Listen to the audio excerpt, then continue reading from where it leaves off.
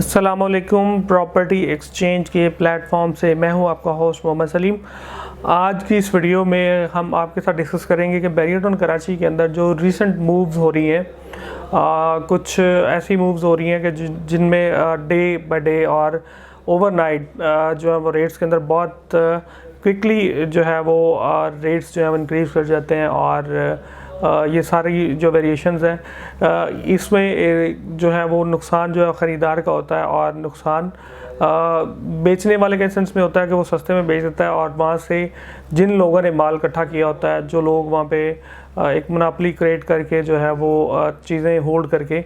वो प्रॉफिट बना जाते हैं और वहाँ पे फिर दोबारा से मार्केट रिवर्स हो जाती है। ये सारे एरियाज़ के अंदर प्राइसेस रिवर्स नहीं होती। नॉर्मली कहीं पे अगर मार्केट रुकती भी है तो वो जो ऑन ग्राउंड प्रॉपर्टीज़ होती हैं वहाँ पे मार्केट रुक जाती है और इन केस अगर कुछ थोड़ी बहुत उसमें करेक्शन भी होती है तो एट द एंड वो जो बायर होता है उसको तसल्ली होती है कि प्लॉट सेफ है, वहाँ पे पैनिक नहीं फैलता। पैनिक किस जगह पे फैलता है? पैनिक उस जगह पे फैलता है कि जहाँ पे ऑन ग्राउंड डेवलपमेंट कुछ भी नहीं है और सिर्फ फाइल्स के ऊपर, न्यूज़ के ऊपर, र्यूमर्स के ऊपर जो है वो गेम ऑन की जाती है। नॉन डेवलप्ड एरिया ख़ास तौर पे सट्टे के लिए बड़े आइडियल्स होते हैं सट्टाबाज़ों के लिए, क्योंकि वहाँ पे वो सट्टाबाज ऐसे सट्टाबाजी नहीं करते। सट्टाबाजी में बड़े प्लेयर्स और मतलब आप कह लें कि किसी हद तक सोसाइटी का भी रोल होता है उस जगह पे सट्टा करवाने में, क्योंकि वो बड़े प्लेयर्स के बेनिफिट में होता है कि वो पैसा बना जाते हैं और जो सोसाइटी होती है उसकी जो एक वो नेगेटिव पॉइंट होता है कि वहाँ पे डेवलपमेंट नहीं हुई होती और रेट्स नीचे होते हैं, तो वहाँ पे ये कुछ ऐसी न्यूज़ या छोटी मोटी डेवलपमेंट करके तो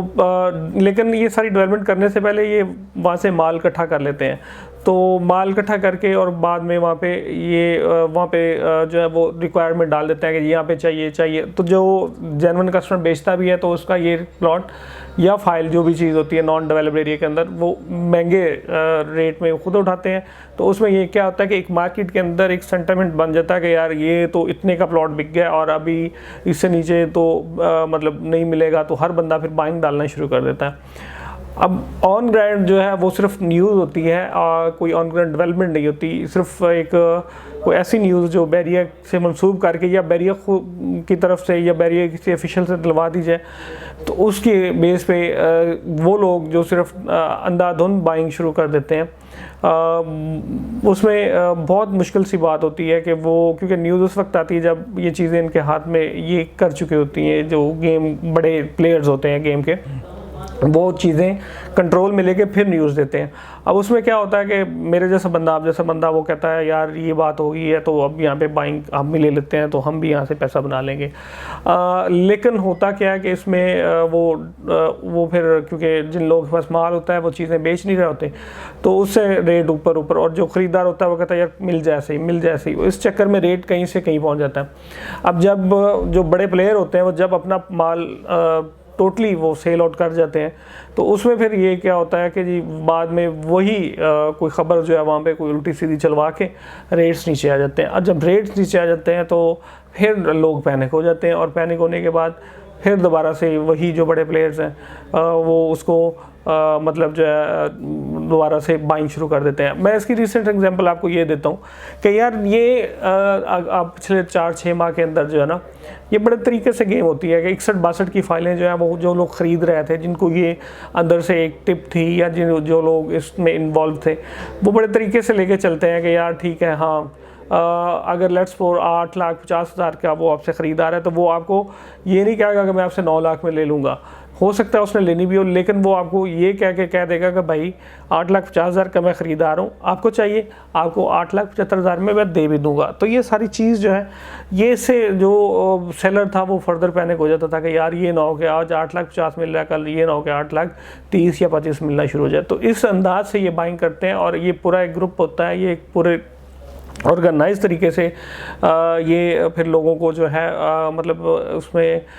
लोगों से सस्ते दामों में माल लेते हैं और फिर ख़ुद जब इनको अंदाज़ा हो जाता है, जब ये लोग कैलकुलेशन कर लेते हैं कि इस वक्त रेट्स जो हैं वो मतलब नीचे हैं और अब हमने माल इकट्ठा कर लिया है, तो फिर ये बाइंग डालना शुरू, मतलब खुद से ही लेट्स सपोज जैसे कि आपने देखा कि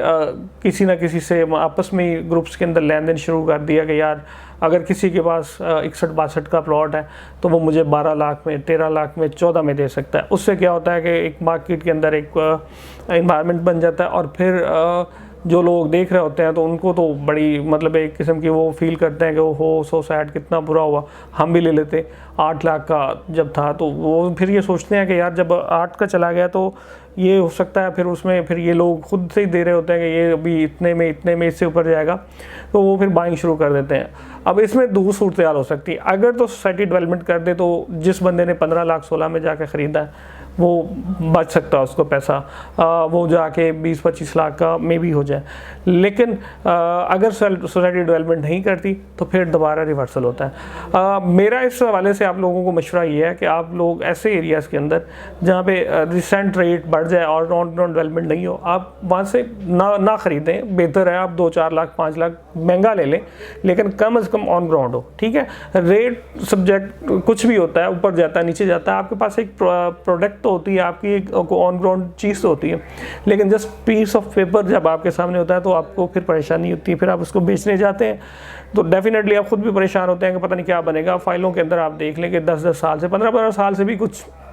एरियाज़ की फ़ाइलों को डिलीवर नहीं किया जा सका। ये बैरियर टाउन के अंदर भी है और इवन के DHA की भी अगर एग्जांपल लेते हैं तो वहाँ पे भी बहुत से एरियाज़ ऐसे हैं कि जहाँ पे अभी पोजीशन नहीं है। तो बात ये है कि आप लोग हमेशा ऑन ग्राउंड चीज़ों के ऊपर आएँ। पैसा थोड़ा ज़्यादा लगता है, लगा लें, लेकिन एक पीस ऑफ माइंड मिलता है। बैरियर टाउन कराची के हवाले से अगर आपको फर्दर किसी किस्म की इन्फॉर्मेशन चाहिए हो, आप हमारे स्क्रीन पे दिए हुए नंबर पे कांटेक्ट कर सकते हैं, कॉल कर सकते हैं, व्हाट्सएप कर सकते हैं और बैरिया के रिलेटेड जो भी आपकी क्वेरी है उससे आप हमसे कंसल्ट कर सकते हैं। इसी के साथ अपने होस्ट मोहम्मद सलीम को इजाज़त दें। अपना बहुत बहुत ख्याल रखिएगा। अल्लाह हाफ़िज़। जाते जाते मैं आपसे ये रिक्वेस्ट कर देता हूँ कि अगर आपने अभी तक हमारा चैनल सब्सक्राइब नहीं किया तो हमारे चैनल को ज़रूर सब्सक्राइब करें ताकि आने वाली हमारी तमाम इन्फॉर्मेटिव वीडियो, इंशाल्लाह मेरी कोशिश होती है कि मैं आपको जो हॉनेस्ट ओपिनियन होता है मेरा, बाकी अल्लाह की ज़ात बेहतर जानती है, लेकिन जो मेरा हॉनेस्ट ओपिनियन होता है मैं आप लोगों को देता हूँ, क्योंकि मतलब ये मेरा एक फ़र्ज़ बनता है कि अगर मेरी वजह से किसी का पैसा बच सकता है तो मैं उसकी जितनी मैं एफर्ट कर सकता हूँ मैं करूँ। बैरियर टाउन कराची के हवाले से फर्दर इन्फॉर्मेशन अपडेट्स के लिए हमारे चैनल को ज़रूर सब्सक्राइब करिएगा। इसी के साथ अपने होस्ट मोहम्मद सलीम को इजाज़त दें। अल्लाह हाफ़िज़।